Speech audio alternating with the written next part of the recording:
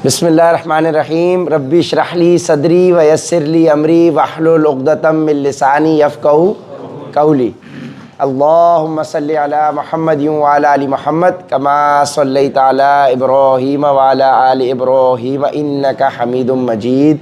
अल्लाहुम्मा बारिक अला मुहम्मद व अला आलि मुहम्मद कमा बारकता अला इब्राहीम व अला आलि इब्राहीम इन्नका हमीदुम मजीद।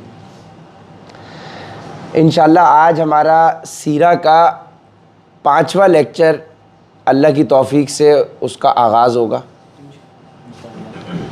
और वो लेक्चर शुरू होने से पहले एक अदब की बात, वो अदब की बात ये है कि अल्लाह पाक कुरान पाक में फ़रमाता है कि अपनी आवाज़ें भी नबी की आवाज़ से ऊंची ना करो, ऐसा ना हो कि तुम्हारे अमाल गारत हो जाएं, फ़ारिग हो जाएं, मिटा दिए जाएं और तुम्हें पता भी ना चले। यानी कि ये बहुत अदब का मामला है। तो इसी तरीके से जहाँ नबी पाक सल्लल्लाहु अलैहि वसल्लम की सीरा का ज़िक्र हो रहा है तो वहाँ अदब का तकाज़ा एटलीस्ट ये है कि हम मोबाइल फ़ोन अपने सामने रखें ही ना, क्योंकि ये डिस्ट्रैक्शन है। ये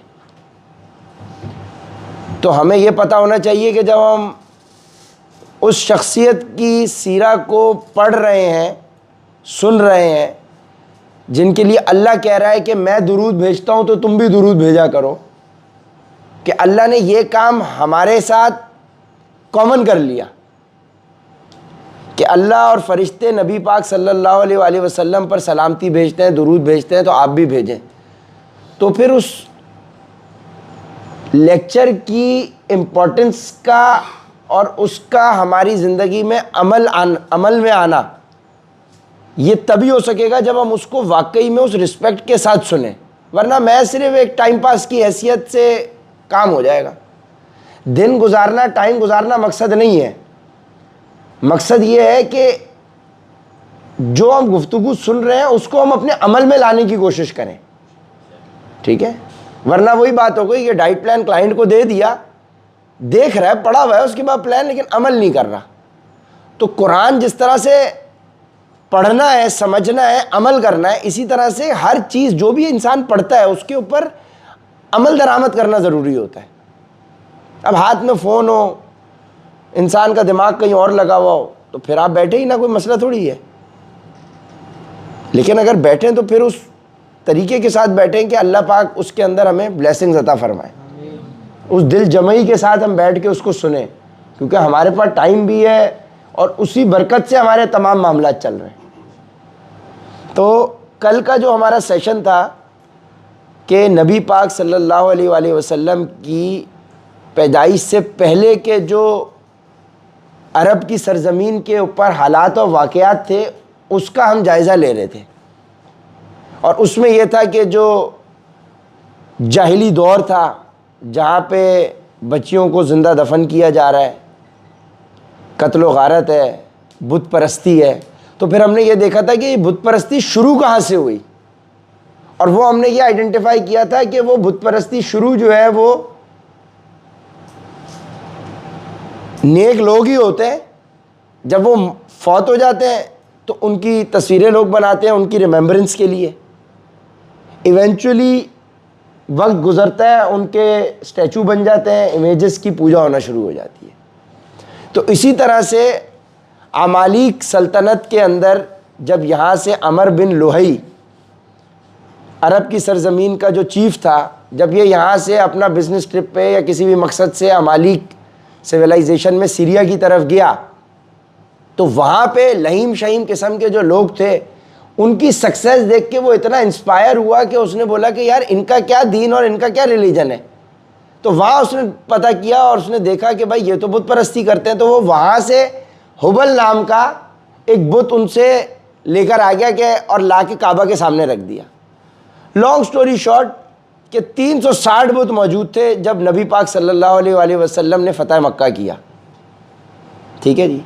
तो ये अरब की सरज़मीन के ऊपर जो ये सिलसिला शुरू हुआ वो हम जिक्र कर चुके थे। और उसमें हमने फिर आते आते हमने जिक्र किया था कि एक बड़ा फेस्टिवल था जिसमें तमाम, जिस तरह से हज़रत इब्राहिम के दौर में फ़ेस्टिवल हुआ करता था और वो पीछे रह गए थे, और उन्होंने उसी तरह से मक्का के अंदर एक फ़ेस्टिवल चल रहा था। तो ये लोग बाहर जाते होंगे कहीं। तो 4 लोग थे जो उस फेस्टिवल में नहीं गए थे। उसमें वर्का बिन नौफिल थे और 3 और लोग थे, उनका भी हम, तो वो 4 लोग उस फेस्टिवल में नहीं गए। और जब उस फेस्टिवल में नहीं गए तो वो 4 बज गए। जब वो आपस में उन्होंने देखा कि ये भी नहीं गया, ये भी नहीं गया, ये भी नहीं गया, तो वो चारों आके बैठ गए। उन्होंने चारों ने डिस्कस किया कि भाई हम तो इस बुत परस्ती के ऊपर ईमान नहीं लेके आ रहे, क्योंकि ये हमें जितना पता है भाई ये दीन इब्राहिमी नहीं है बुत परस्ती, और हज़रत इब्राहिम ने तो भाई बुत परस्ती को ख़त्म किया, ये दीन इब्राहिमी नहीं है। तो वो 4 लोग थे, उसमें एक वर्का बिन नौफिल थे, हज़रत खदीजा के ताया के बेटे, जिनके पास नबी पाक सल्लल्लाहु अलैहि वसल्लम को गारे हिरा में जब वही का सिलसिला शुरू हुआ था और फिर वो घर वापस आए थे तो हज़रत खदीजा उनके पास लेकर गई थी, वर्का बिन नौफिल एक वो थे उन 4 लोगों में से जो उस फेस्टिवल में नहीं गए थे। उसके बाद जो बेटा मैंने आपको आज वाला भेज दिया ना, वो वाला खोलो, ठीक है, खोल दो, कोई मसला नहीं है, परेशान थोड़ी होने की ज़रूरत है, ठीक है। दूसरे जो शख्स थे वो थे उबैदुल्लाह इब्ने जहश, जो नबी पाक सल्लल्लाहु अलैहि वसल्लम की वालदा की साइड से कज़न थे, लगते हैं कज़न। वो क्रिश्चियन हो गए थे, मतलब जो हज़रत ईसा की तालीमात मौजूद थी 570 ईस्वी में हुजूर पाक सल्लल्लाहु अलैहि वसल्लम की पैदाइश हुई है, तो वो जो हज़रत ईसा की तालीमात जो प्योर फॉर्म में चल रही थी कुछ ना कुछ, वो उनकी तरफ आ गए थे। वो क्योंकि किसी ना किसी रिलीजन पे तो उनको चूज़ करना था, तो वो बुत परस्ती के बजाय उबैदुल्लाह इब्ने जहश क्रिश्चियन हो चुके थे, और इसी तरीके से जो वरक़ा बिन नौफिल थे वो भी क्रिश्चियन हो चुके थे, ठीक है। अब वो वाले क्रिश्चियन थे जो ओरिजिनल वाले क्रिश्चियन समझे कि जिनके पास ओरिजिनल स्क्रिप्चर्स मौजूद थे, उनके अंदर जो पेशन गोई अल्लाह के नबी की मौजूद थी। और अल्लाह कह रहा है कि आपने कुरान पे ईमान नहीं लाना, बाकी किताबों पर भी ईमान लाना है, लेकिन वो आज जो अपनी ओरिजिनल फॉर्म में हो। तो ओरिजिनल फॉर्म नहीं है, तो ये अभी आज के हमारे डिस्कशन यही है कि ये क्रिश्चियंस कैसे क्रिश्चियंस हुए। अब ये क्रिश्चियन हो गए, ठीक है जी। तो उबैदुल्लाह बिन जहश और वर्का बिन नौफिल ये दोनों क्रिश्चियन हो गए। फिर तीसरे थे उस्मान इब्नुल हुवैरिस, ये भी क्रिश्चियन हुए, और उसके बाद रोमन एम्पायर के जो बादशाह थे उनके पैलेस तक कहीं पहुंच गए। ये सफ़र करते करते हक की तलाश में ये अपना मक्का से बाहर निकल गए। तो ये जब रोमन एम्पायर का जहाँ पे भी उस वक्त जो पैलेस का सिलसिला, समझो कि ये बादशाह के पास पहुंच गए, और चूँकि ये पढ़ना लिखना जानते तो ये इंटरप्रेटर की हैसियत से वहाँ पे लग गए। कहने का मकसद है कि ये वो 4 लोग थे जो कि बुत परस्ती पर नहीं थे, उस बुत परस्ती के माहौल में भी, ठीक है। तो अल्लाह का नाम लेने वाला जब तक सरजमीन ने इस दुनिया में मौजूद होगा तो क़यामत ने नहीं आना। यानी गलत दौर में, मुश्किल दौर में, परेशानी के दौर में, फितने के दौर में भी कुछ लोग होंगे जो आपके ट्रैक के ऊपर होंगे। अब जो चौथे थे वो थे ज़ैद इब्ने अमर इब्ने नुफैल। ये फर्स्ट कज़न थे उमर बिन खत्ताब के, ठीक है। ना ये क्रिश्चियन हुए, ना ये ज्यू हुए, ना ये यहूदी हुए, यानी हज़रत मूसा की जो तालीमात लोगों के पास टूटी फूटी मौजूद थी, ना ये उधर गए, ना ये क्रिश्चियन वाली साइड पर गए। इन्होंने कहा कि भाई ये आप लोग जो है ये दीन इब्राहिमी के ऊपर नहीं है, ये जो तौर तरीके आप लोगों के हैं। तो ये हज़रत आयशा की बहन अस्मा बिनते अबी बकर फरमाती हैं कि जब हम छोटे थे तो हम इनको सुना करते थे कि ये हज के मौके पर आके लोगों को मना करते थे कि तुम लोग ये क्या कर रहे हो, ये मामला ये दीन इब्राहिमी नहीं है। मतलब ये इनके पास कुछ ना कुछ सही तालीमात मौजूद होंगी। और अल्लाह के नबी जब छोटे थे तो इनकी मुलाकात, अल्लाह के नबी की इनसे मुलाकात थी। तो ये जब लोगों को हज के टाइम पे मना करते थे कि ये बुत परस्ती ना करें, और जो अपनी अब आप इमेजिन कर सकते हैं कि ये मना करते होंगे। तो अल्लाह के नबी ने इनके साथ जब उनसे टाकरा हुआ तो अल्लाह के नबी पूछते थे कि भाई आपका क्या मसला है इस कौम के साथ जो आप इनके साथ ये, तो वो बताते थे इनडायरेक्टली कि भाई ये दीन इब्राहिमी नहीं है। तो अल्लाह के नबी के जहन में ये जुस्तजू रहती थी, और अल्लाह के नबी ने कभी बुत परस्ती नहीं की। अल्लाह ने अपने नबी को हमेशा बुत परस्ती से पाक रखा। ठीक है जी। तो अल्लाह के नबी की इनके साथ मुलाकात साबित है। तो इनके बेटे सईद इब्ने ज़ैद जो अशरा मुबशरा में से हैं, जिनके बारे में ज़्यादा अहादीस नहीं है सईद इब्ने ज़ैद के बारे में, तो इन्होंने नबी पाक सल्लल्लाहु अलैहि वसल्लम से पूछा कि अल्लाह के नबी, मेरे वालिद का क्या मुकद्दर हुआ, क्योंकि वो तो ना ज्यू थे ना क्रिश्चियन थे, तो उनका क्या मुकद्दर होगा, वो क्या हिसाब किताब उनका होगा, वो जन्नत में जाएंगे दोज़ख में जाएंगे? क्योंकि वो ज़ाहिर है मुसलमान हो गए तो उनको अपने बाप से, ज़ाहिर है बाप से मोहब्बत इंसान को होती है, तो उन्होंने अपने वालिद के बारे में पूछा। तो उन्होंने कहा कि तुम्हारे वालिद साहब जन्नत में है, ये वन मैन उम्मा है, इनको अल्लाह ने 2 जन्नतें दी हैं, ये वो उम्मा है जिसमें इनके अलावा कोई भी नहीं था, यानी ये तौहीद के ऊपर थे, यानी जो ज्यू नहीं है क्रिश्चियन नहीं है, जो बुत परस्ती नहीं कर रहा, वो एक अल्लाह को मान रहा है। क्योंकि ज्यूज और क्रिश्चियन उन्होंने तो उसमें मिलावट हो गई ना उनके दीन के अंदर। अब वो क्या मिलावट हुई वो अब हम आगे पढ़ेंगे। तो ये वो 4 लोग थे जो कि उस फेस्टिवल में नहीं गए।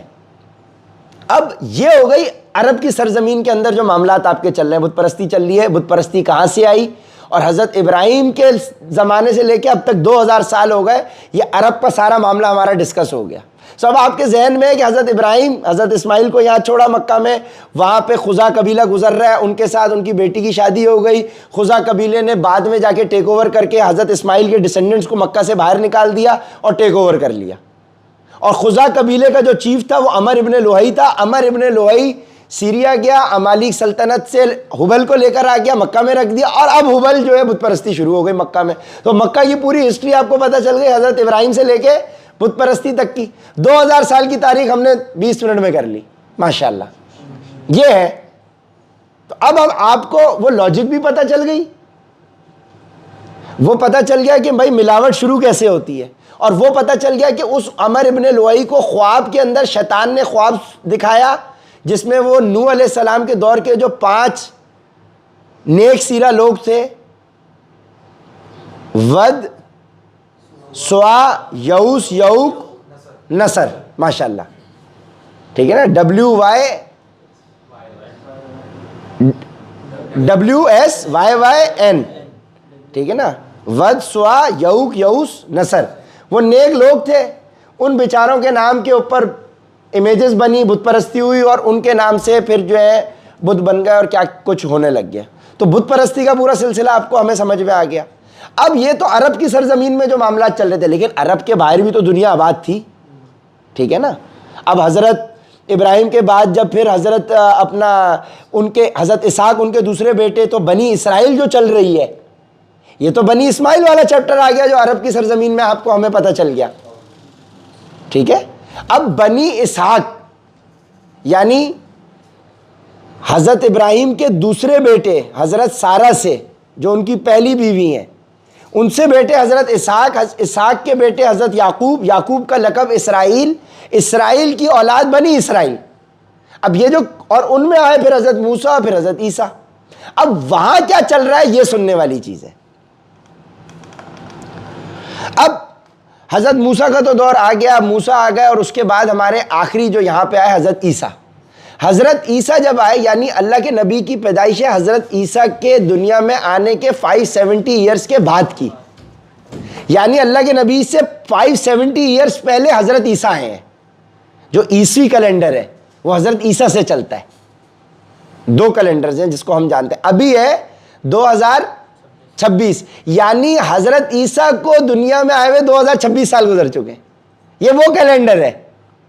तो ये 2026 जब आपका 570 था, तब अल्लाह के नबी की पैदाइश हुई है। आज 2026 है, तो जब ये 2026 570 था, यानी आज से तकरीबन 1500 साल पहले,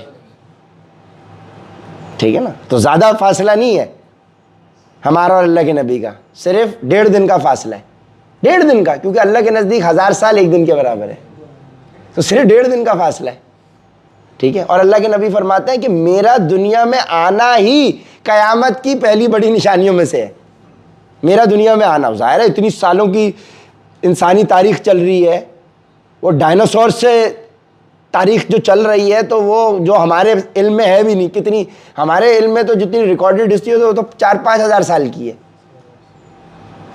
ठीक है जी।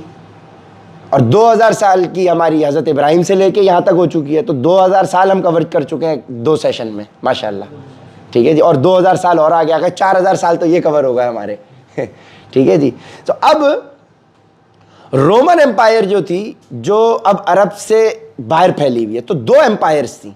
एक रोमन एम्पायर थी और एक थी पर्शियन एम्पायर। पर्शियन एम्पायर यानी ईरान और इराक वाली साइड पे, पर्शिया की साइड पे, जिन लोगों को पारसी आप कहते हैं, वो पर्शिया की साइड पे यानी ईरान में, ठीक है जी, आज का जो ईरान है।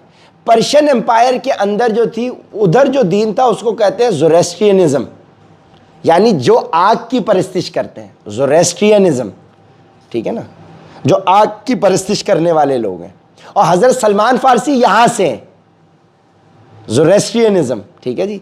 यहाँ पे चलता था आग की परस्तिश, डार्कनेस की परस्तिश, जिस तरह से आपने ना भाई सूरज की चल रही है, चांद की चल रही है, तो यहाँ पे ये आग की पूजा करते थे।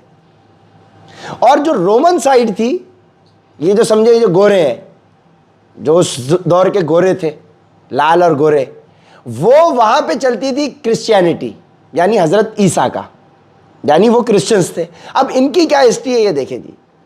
तो हज़रत ईसा के 30 से 40 साल गुजरने के बाद ईसाई मज़हब जो है वो 3 टुकड़ों में टूट गया। अब हज़रत ईसा लेकर इस्लाम आए हैं। अब हज़रत ईसा की अल्लाह ने उनको ज़िंदा ज़मीन से उठा लिया। अब वो तारीख क्या है, हम उसकी डिटेल में नहीं जा रहे हज़रत ईसा की। अब हज़रत ईसा दुनिया से अल्लाह ने उनको उठा लिया। अब उनके गुजर जाने के समझो कि 30-40 साल के बाद अब ये आपस में इख्तलाफ शुरू हो गए, जाहिर सी बात है, ठीक है जी।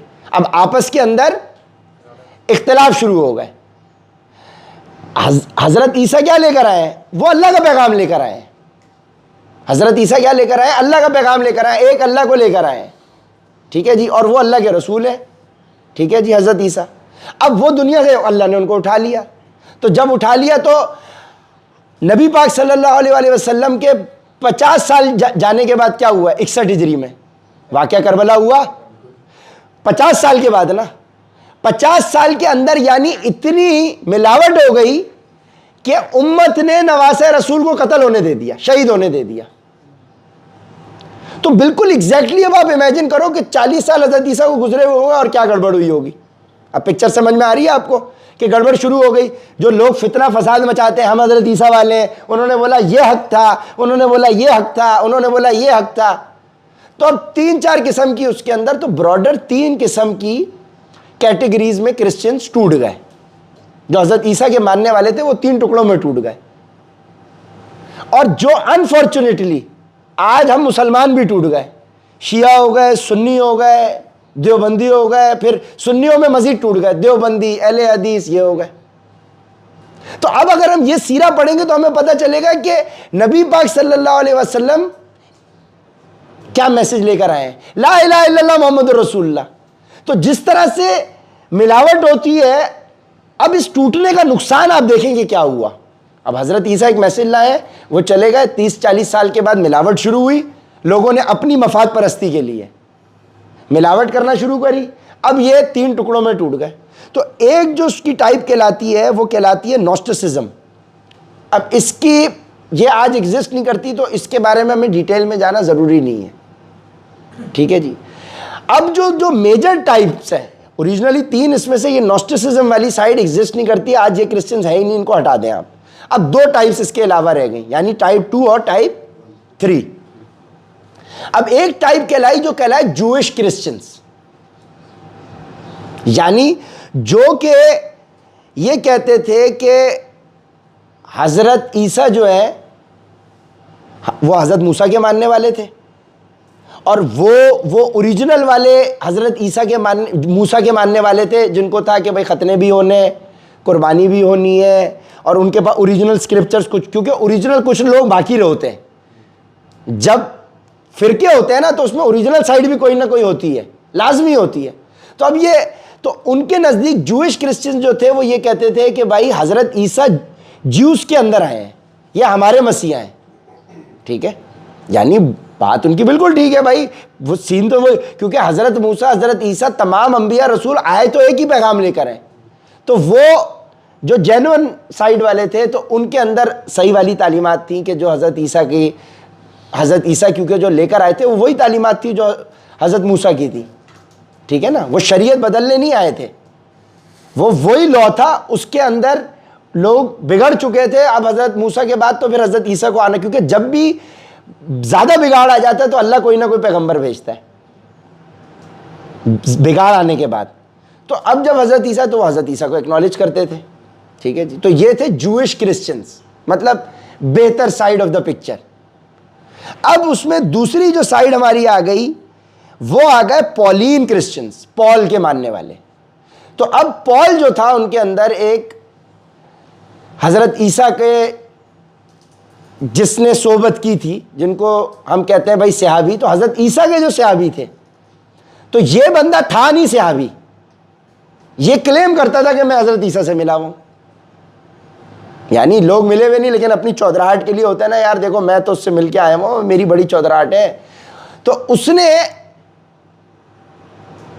शैतान की साइड का प्लेयर था वो, तो उसने अपने तौर से एक रिलीजन बना के ये तालीमात है हज़रत ईसा की, तो उसने बिल्कुल ही हज़रत जो ओरिजिनल थी ना उनको पलट दिया। उसने शराब को भी हलाल कर दिया, उसने जिना को भी हलाल कर दिया, सूद को भी हलाल कर दिया, उसने खतने को भी मना कर दिया।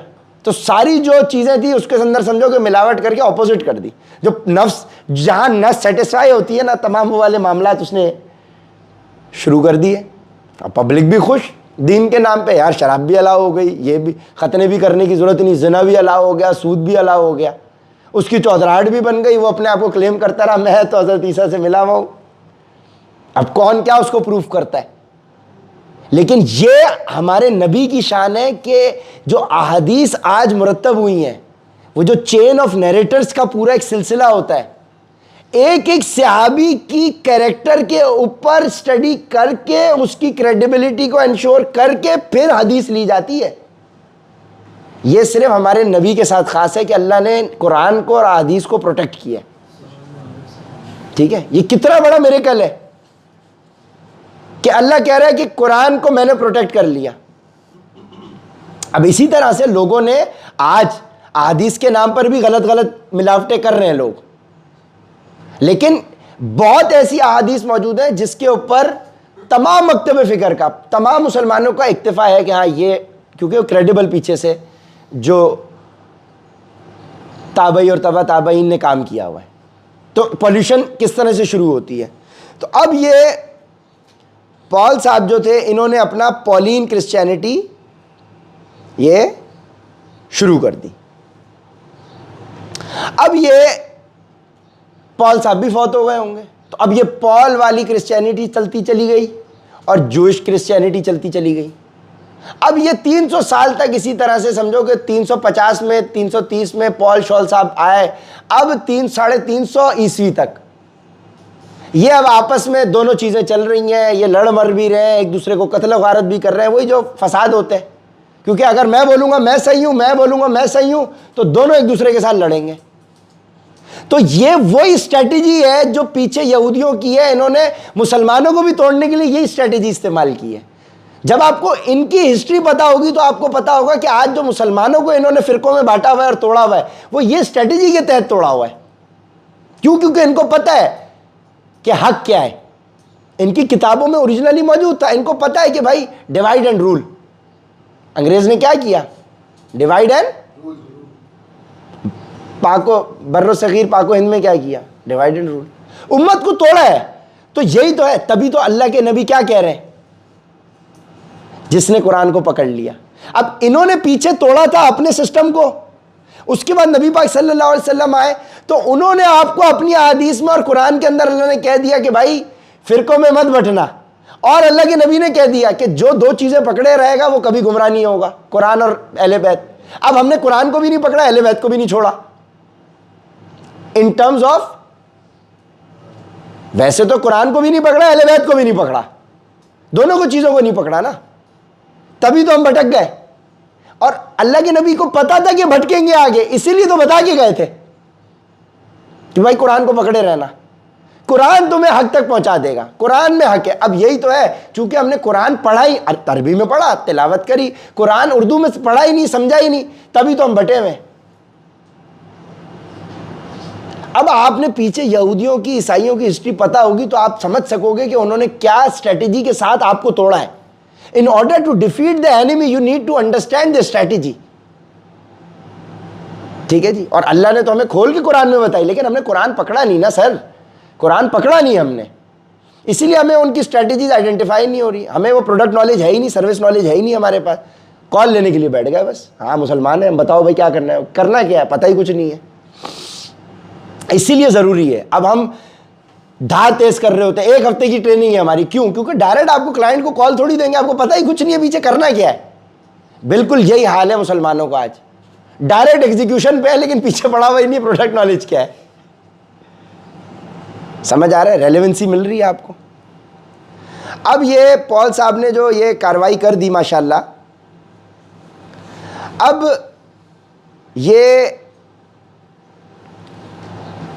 रोमन एम्पायर जो है वो कत्लो गारत चल रहा है, यानी वो जूइश क्रिश्चियंस का कत्लो गारत चल रहा है। पॉल वाले जाहिर है मेजॉरिटी में आ गए, उन्होंने जूइश क्रिश्चियंस को खूब मारपीट करी, उनको खूब शहीद किया। जो ओरिजिनल वाले थे उनको बिल्कुल ख़त्म कर दिया, क्योंकि उनकी चौधराहट ख़त्म हो रही थी ना। वो कह रहे थे कि भाई शराब ना पियो, ये शराब पीना चाहते थे। तो हक वाले को तो हमेशा सूली टांगा गया है, हक वाले को तो हमेशा शहीद किया गया है, हक वाले को तो हमेशा जेल में डाला गया है। ये है, हक के साथ ये अटैच्ड है चीज़, उसके साथ जुल्म होगा। हक की अलामत ही यही है कि दुनिया में उस पर जुल्म हो रहा होगा, और वो थोड़ा होगा, हक हमेशा थोड़ा होगा। अल्लाह ने जहन्नुम अक्सरियत के लिए बनाई है, तो सर हक हमेशा माइनॉरिटी में होता है, ये बात जहन में रखिएगा। जो मेजॉरिटी में है ना और जो रूल कर रहा है वो हक है ही नहीं ज्यादातर सिनेरियोज में। ठीक है जी। तो अब क्या हुआ कि अब हो गया एक चमत्कार, अब एक चमत्कार हो गया।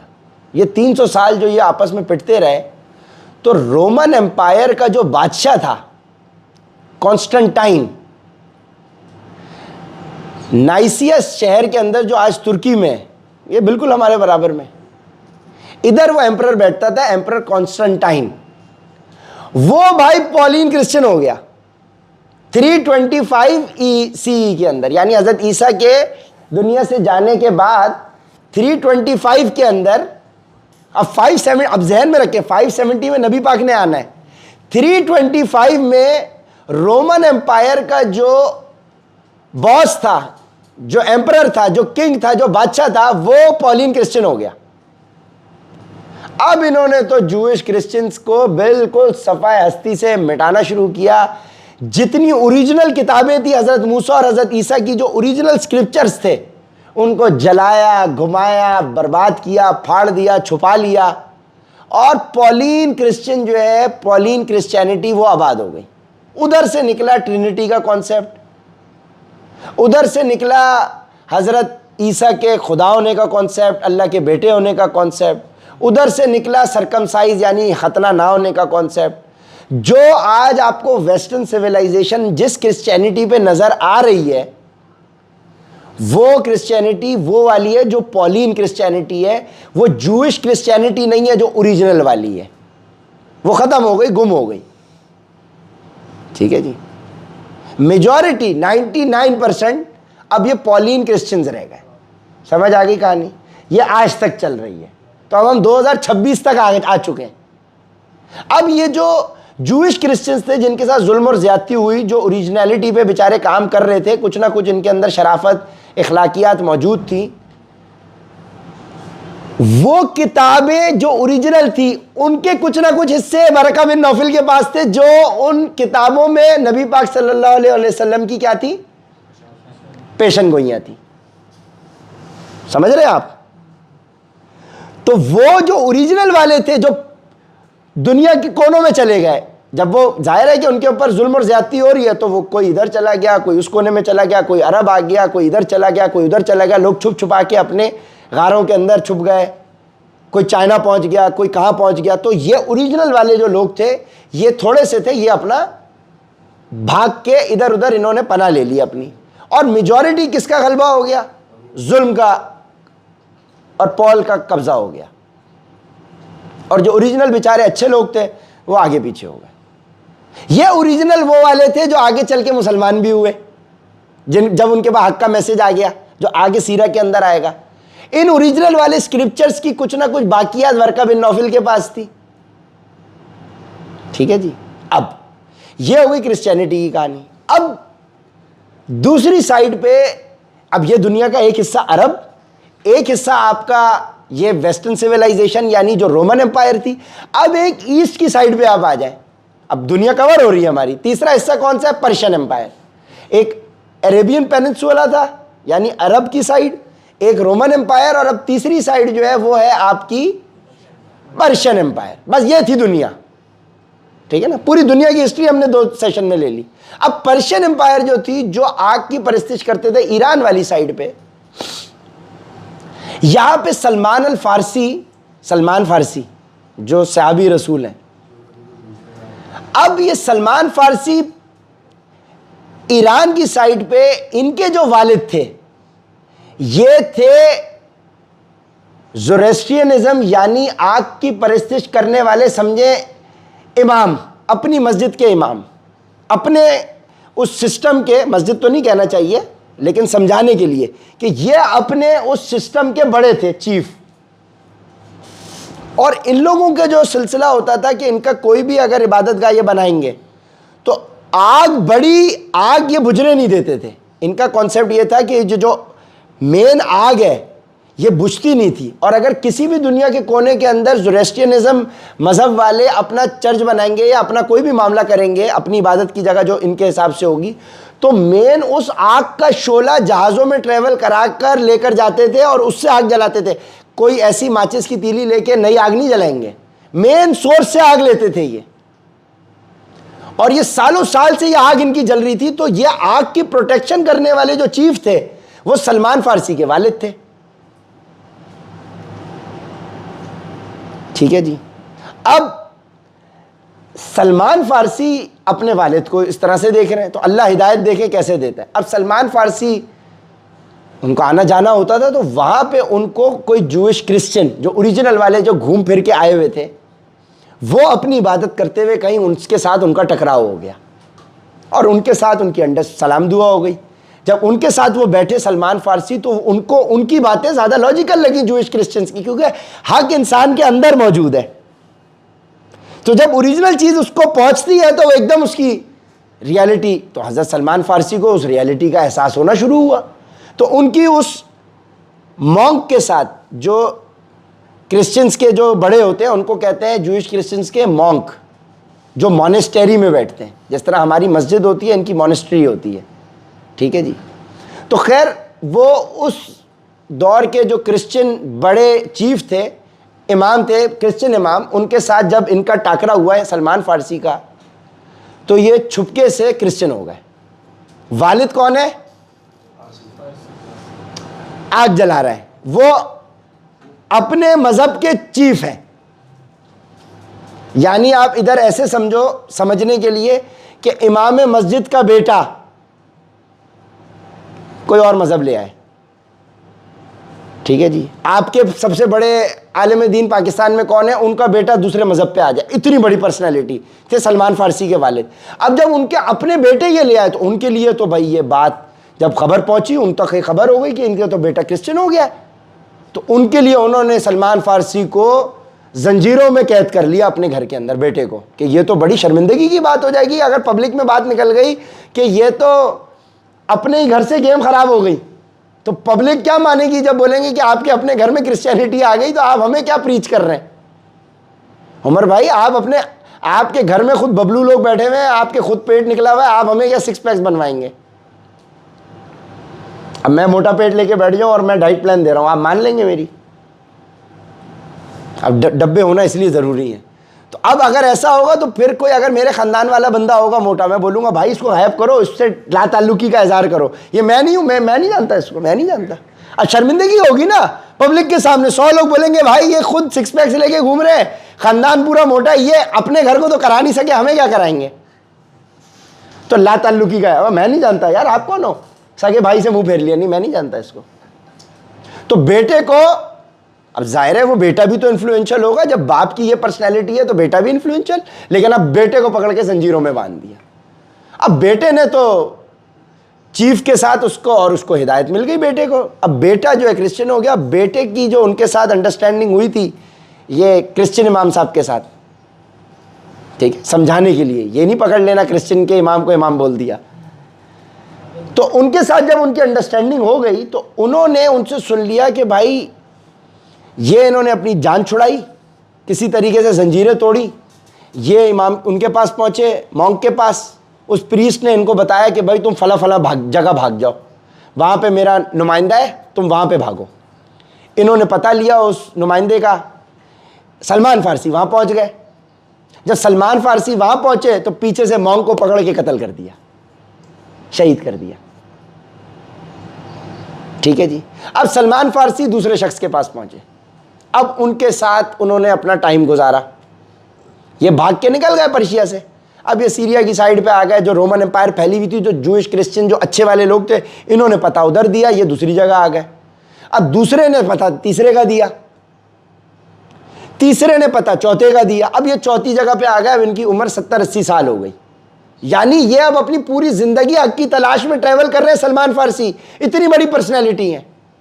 और जब ये चौथी जगह पे पहुंचे तो चौथी जगह पे जब ये उन शख्स के पास पहुंचे, क्योंकि एक जगह जाते थे, मिसाल के तौर पे मैं भागा, मैं अहमद के पास पहुंचा, अहमद ने बोला आप सबूर के पास जाएं, अब मैं सबूर के पास पहुंचा, सबूर ने बोला आप ताहिर के पास जाएं, अब मैं ताहिर के पास पहुंच गया। अब यहां मेरी उम्र 60-70 साल हो गई, ताहिर ने बोला मैं भी फौत होने वाला हूं। अब ताहिर ने मुझे बोला तुम चौथे के पास जाओ, सजीर के पास।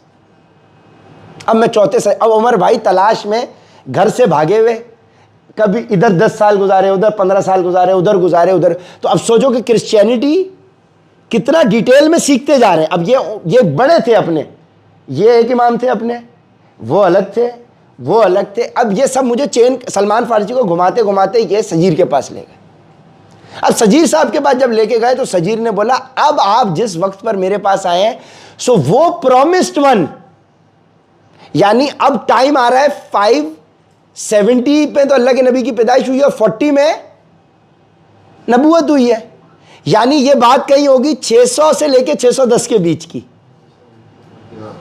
क्योंकि अगर 570 में पैदाइश है 610 के अंदर नबूवत है, तो ये बात कहीं समझो कि सलमान फारसी की 610। आज हम किधर हैं? 2026 में। तो जब ये 2026 610 था तब मैं सजीर के पास पहुंच गए सलमान फारसी।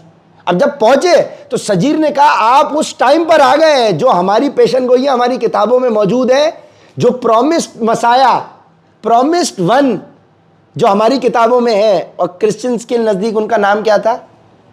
अहमद। वो आने वाला है। तो उन्होंने बोला उसकी कोई निशानी तो बताएं कि कहां आएंगे। उन्होंने बोला कि उनकी निशानी ये है कि वो उस सरजमीन में आएंगे जहां पे खजूरें उगती हैं। तो अब आप वहां जाएं, प्रॉमिस वन का टाइम आ गया। अब ये उसी आखिरी मसीहा की तलाश में थे, क्योंकि जब ये पहले वाले से बैठे थे तो उन्होंने बताया था कि एक आखिरी पैगंबर आना अपनी किताबों के जरिए। उनके पास ओरिजिनल हजरत ईसा वाली स्क्रिप्चर्स मौजूद थे। उन्होंने बोला कि प्रॉमिस वन आना है, अभी टाइम नहीं हुआ। इन्होंने बोला इधर आना है, इन्होंने बोला तुम उधर चले जाओ। जब ये इधर से इधर गए तो इन्होंने बताया कि अब वो वक्त आने वाला है। यानी 70 साल 80 साल गुजर गए ना, 60 साल में तलाश में रहा। यानी आज हम इमाम मेहदी का इंतजार कर रहे हैं, तो अब सोचो इमाम मेहदी का इंतजार कर रहे हैं, अब अगले 60 साल गुजर गए, अब पता चला कि इमाम मेहदी का वक्त करीब आ रहा है। तो अब हमारी कितनी जुस्तजू होगी, क्योंकि हम पिछले 60 साल से इंतजार कर रहे हैं, उसी तलाश में तो हम निकले हुए हैं कि हमें आखिरी जो पैगंबर है वो मिल जाए। अभी बताते हुए भी देखें कि कैसी कैफियत हो रही है। तो अब जब ये पहुंचे चौथे के पास तो चौथे ने कहा भाई वो प्रॉमिस्ड वन का टाइम बहुत करीब है, तो तुम उस सरजमीन अरब में जाओ, वहां पे उन्होंने आना है। अब ये पेशन गोई उनकी किताबों में मौजूद थी। आज वो स्क्रिप्चर्स हमारे पास मौजूद नहीं है, इसका मतलब ओरिजिनल वाले मौजूद थे। तो अब सलमान फारसी ने पूछा भाई उनकी क्या निशानियां होंगी। उन्होंने निशानियां बताई, तीन निशानियां बताई और बोला कि वो अरब की सरजमीन में होंगे जहां खजूर होते हैं। तो उन्होंने बोला वो कहां है? उन्होंने बोला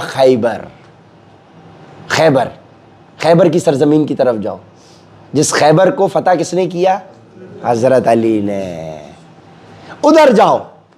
अब ये कहीं सीरिया में इधर कहीं मौजूद थे। सलमान फारसी ट्रेवल करते करते उन्होंने बोला मैं कहां कैसे पहुंचूंगा खैबर? तो उन्होंने बोला ये इस तरह से बसें चलती होंगी, काफिले बिजनेस के जाते होंगे, तुम इनके साथ लटक के चले जाओ। जो होता है ना भाई, यार जाओ भाई फरहान जा रहा है यार, इसके साथ लटक के चले जाओ बाइक पे। तो सलमान फारसी अब ये इसी तलाश, इनकी पूरी जिंदगी इसी तलाश में, अभी शादी वादी कुछ नहीं है, ये इसी तलाश में, नबी पाक सल्लल्लाहु अलैहि वसल्लम की तलाश में 80 साल गुजार दिए। अब सोचें तो हर लम्हा उस इंतजार का कैसा गुजरा होगा। अब जब ये यहां से उस खैबर के लिए निकले तो रास्ते में इनको बंदी बना लिया और इनको कैद कर लिया जी, गुलाम बना लिया जी, और गुलाम बना के इनको खैबर तक ले गए। और वहां पर ये गुलाम हो गए किसके? एक यहूदी के, और उसके खेत में उसके जो खजूर के बाग थे वहां पे काम करने लग गए। अब ये उधर काम करना शुरू हो गए, लेकिन इनकी इंटेंशन इन्नमल अमालु बिन्नियात। अब इंटेंशन ठीक कि भाई मैं बस चलो पहुंच तो गया, अब ये अपना काम करने लग गए। अब पहली हिजरी हो गई, अल्लाह के नबी तशरीफ लेकर आ गए मदीना। अब इन तक खबर पहुंच गई, उड़ती उड़ती जाहिर है कि भाई वो प्रॉमिस्ड वन आ गए। अब अल्लाह के नबी की यहां पे नबूवत हो चुकी है। और 10 हिजरी में, यानी ये 40 में, 620 ईस्वी में, 620 में, क्योंकि 610 में नबूवत हुई, 10 साल के बाद हिजरत हुई। तो आप समझो 620 के करीब जब अल्लाह के नबी की मदीना आवरी हो रही है, मक्का से मदीना हिजरत हो रही है कि अब वो हम आगे पढ़ेंगे कि अल्लाह के नबी जो है हज़रत अबू बकर के साथ आ रहे हैं, बाकी सारा काफिला आ चुका है, हज़रत अली पीछे मौजूद है, क्योंकि अल्लाह के नबी ने उनको पीछे छोड़ा है। गालिबन कि 2 जगह अल्लाह के नबी ने हज़रत अली को, एक दफ़ा इस टाइम पे छोड़ा था जो कंबल दिया था कि मेरे बिस्तर पे लेटो, और पीछे अमानतें वापस करो इन मुशरिकीन मक्का की। यानी लेवल देखें, जो अल्लाह के नबी की जान के दर पे है, अल्लाह के नबी के पास उनकी अमानतें रखी हैं, और अल्लाह के नबी पीछे हज़रत अली को इसलिए छोड़ के जा रहे कि इनकी अमानतें वापस कर देना। और वो कत्ल के इरादे से आ गए थे।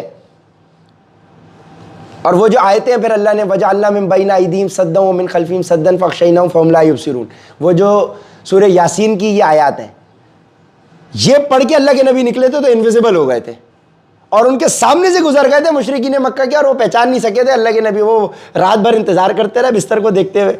सुबह हज़रत अली उठे वहां से, मोहम्मद का है सल्लल्लाहु अलैहि वसल्लम। ठीक है जी। अब यहां से समझे अब हिजरत का टाइम हो रहा है। अब सलमान फारसी को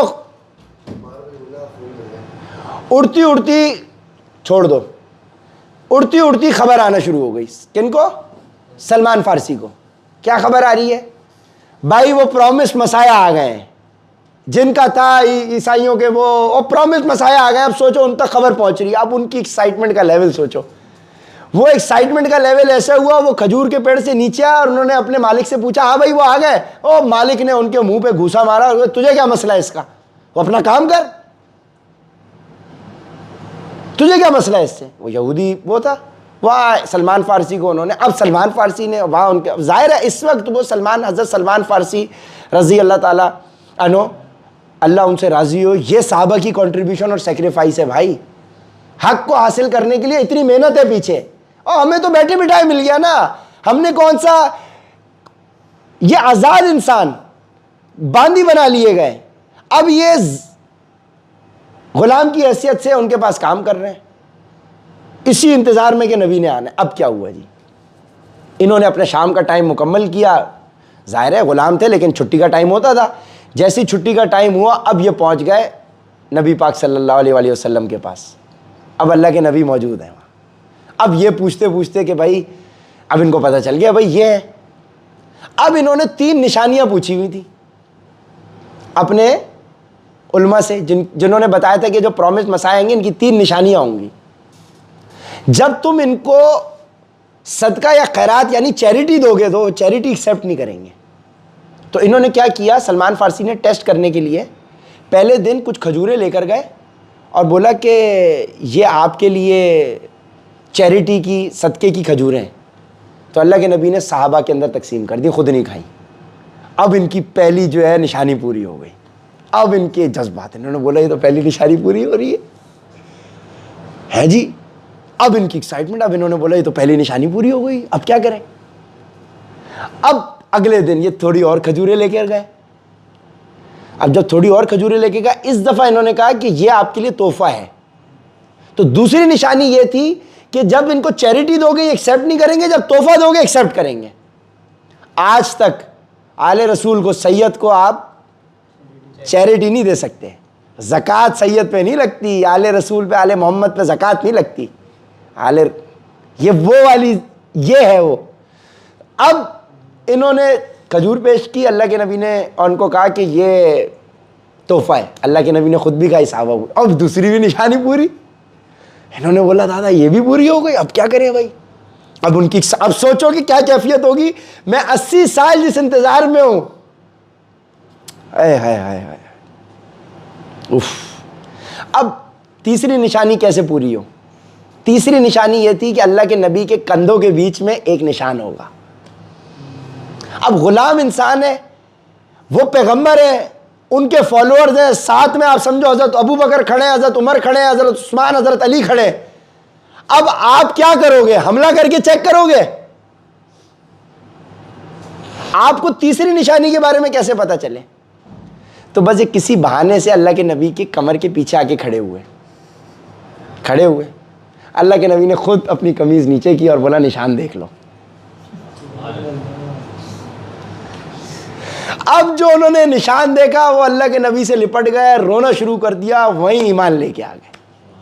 अब अल्लाह के नबी, अब उनकी तीनों निशानियां पूरी, जिन निशानियों के पीछे 80 साल गुजारे थे, 80, 90, 100 साल गुजारे थे, इनकी बहुत लंबी उम्र हुई। हज़रत सलमान फारसी की वल्लाहु आलम अब कितनी एज इनकी थी।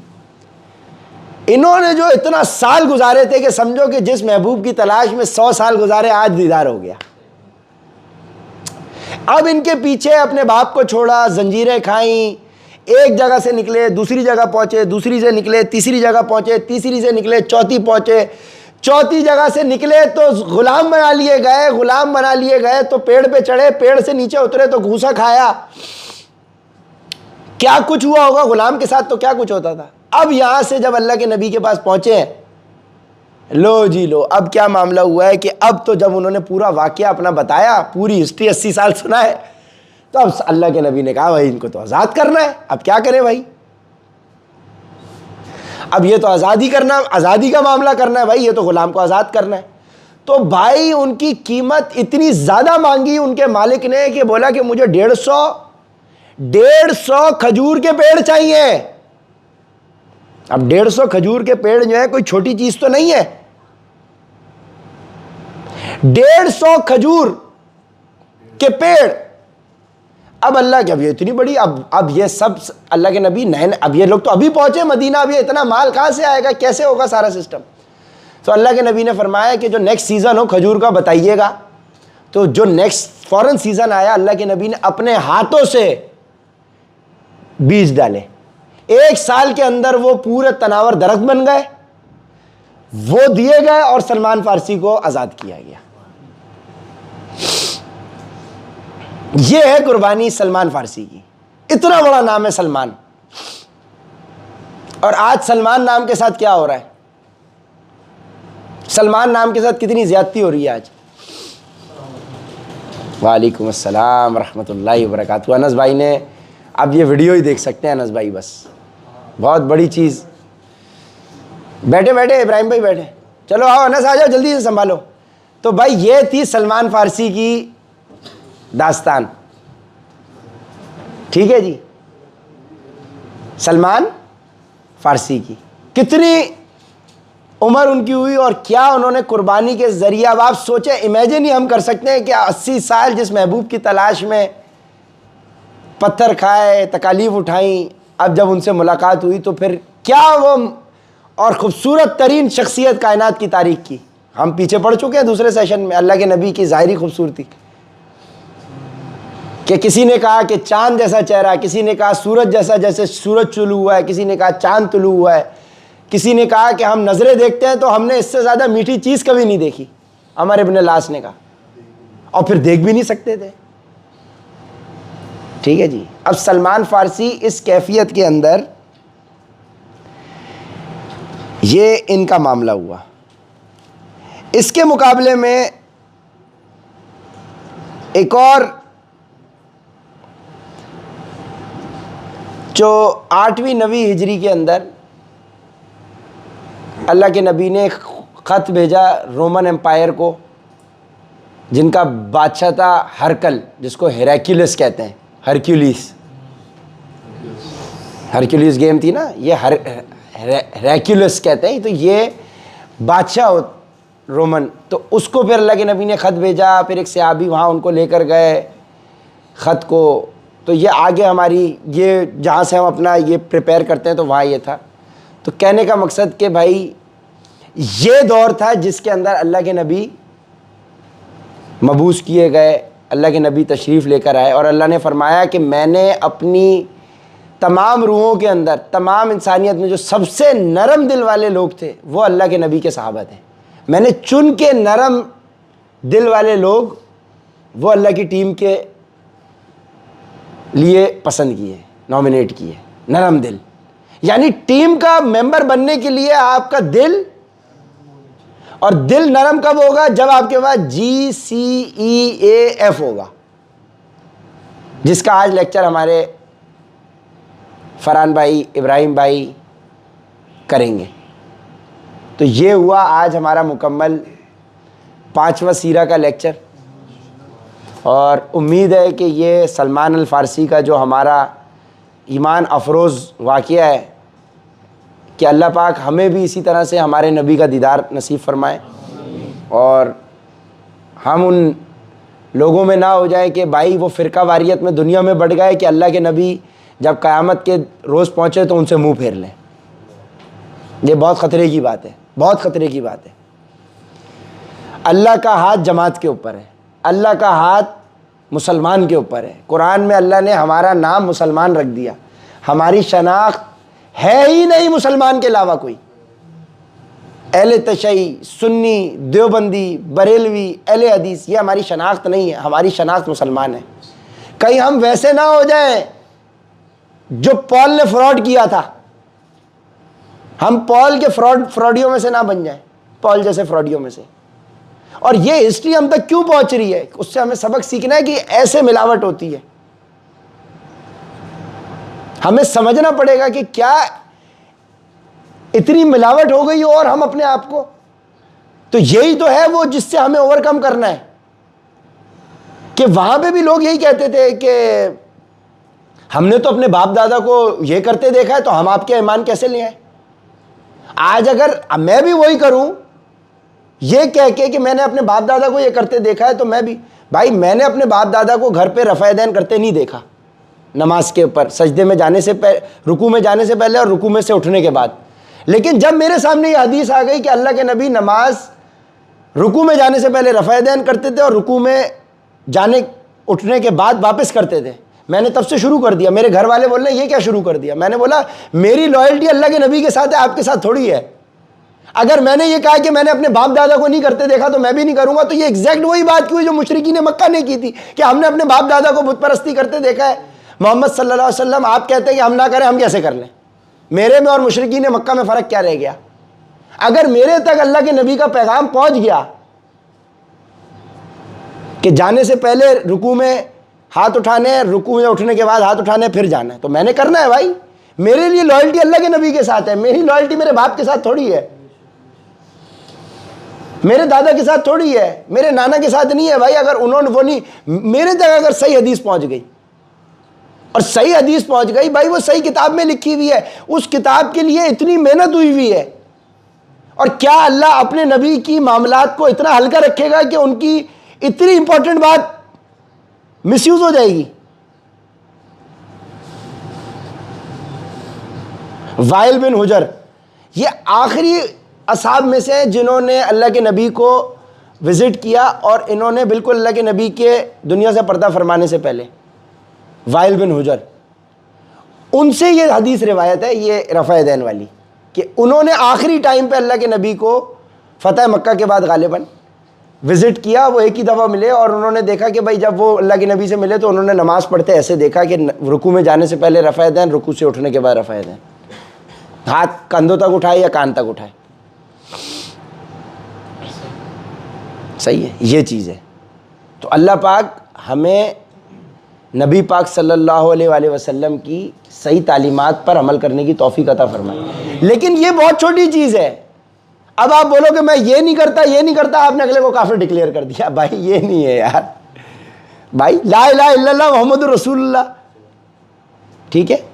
ये है फिर अपने उस मोहब्बत में आगे बढ़ने का अपना तरीका, कि एक भाई मोहब्बत शुरू तो करें, फिर वो आहिस्ता आहिस्ता हो जाएगी। लेकिन आप बोले भाई मैं ये नहीं करूंगा, तो भाई नमाज, भाई पहले नमाज पढ़ लो, जैसे पढ़नी है पढ़ लो, जमात से नहीं पढ़नी पढ़ लो। वो जब पढ़ोगे उसकी बरकत से तुम उस लैडर को क्लाइम करते करते उस अमल के अंदर हुस्न इख्तियार करते चले जाओगे। अब ये नहीं है कि अगर कोई रफ़ा दैन नहीं कर रहा उसको उस नज़र से देख रहे हो, कोई हाथ छोड़ के नमाज पढ़ रहा है तो भाई उसको ऐसे देख रहे हो, वो भी सुन्नत है, वो भी सुन्नत है भाई। तो कभी ये नहीं करना कि भाई अपने भाई को देख लिया अच्छा है हाथ छोड़ के नमाज पढ़े, हम में से नहीं है, नहीं, ऐसा नहीं सोचना। यही तो साजिश है काफिर की। वो चाहता यही है कि बांट दे ऐसे, ला इलाहा इल्लल्लाह मुहम्मदुर रसूलुल्लाह, यही तो हमें जोड़ना है। अल्लाह के नबी क्या देखे गए? दो चीज़ें। वहाँ ये नहीं बोला कि जो रफ़ा दैन नहीं करेगा वो जहन्नुम में जाएगा या जो करेगा ये नहीं है, वो दो चीज़ें कुरान और अहले बैत, ठीक है। ये नहीं बोला कि दाढ़ी नहीं रखेगा तो जहन्नुम में जाएगा। ये आपकी मोहब्बत का इजहार है कि जब आप किसी से मोहब्बत करते हो तो आप बोलते हो कि यार मेरा चेहरा भी वैसा ही हो, मेरे मामलात भी वैसे ही हो, मेरे आदात भी वैसे ही हो।